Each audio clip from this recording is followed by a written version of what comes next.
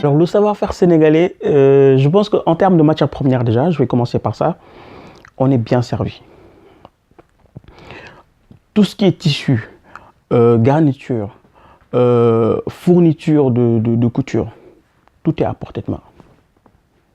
Quand vous allez à Dakar, au centre-ville, au marché Sandaga, il y a tout. C'est-à-dire il y a toutes les gammes de produits, vraiment. Donc je pense que sur ce plan-là, on est bien servi.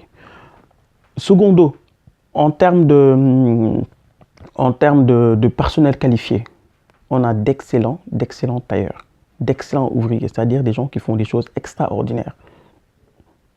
Il s'agit juste de le développer, c'est-à-dire de travailler plus le design. Moi, je pense qu'aujourd'hui, c'est le plus difficile, c'est-à-dire de travailler le design, c'est-à-dire de sortir de l'ordinaire et révolutionner ce boubou-là qu'on appelle le boubou africain, c'est-à-dire, comme j'ai compris très tôt, c'est-à-dire le moderniser de façon à ce qu'on puisse l'exporter facilement. Aujourd'hui, j'ai des clients blancs, j'ai des clients de toutes les nationalités, de toutes les origines.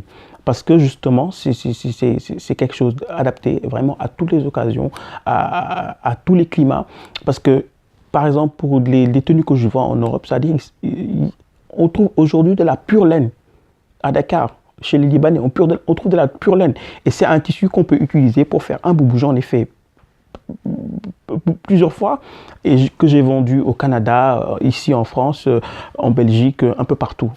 Vous voyez, il y a également le lin lourd, il y a plein de matières premières, ça a beaucoup de tissus qu'on peut utiliser pour toutes sortes de saisons, pour toutes sortes d'occasions. Donc, moi, je pense qu'il faut aujourd'hui travailler vraiment le design.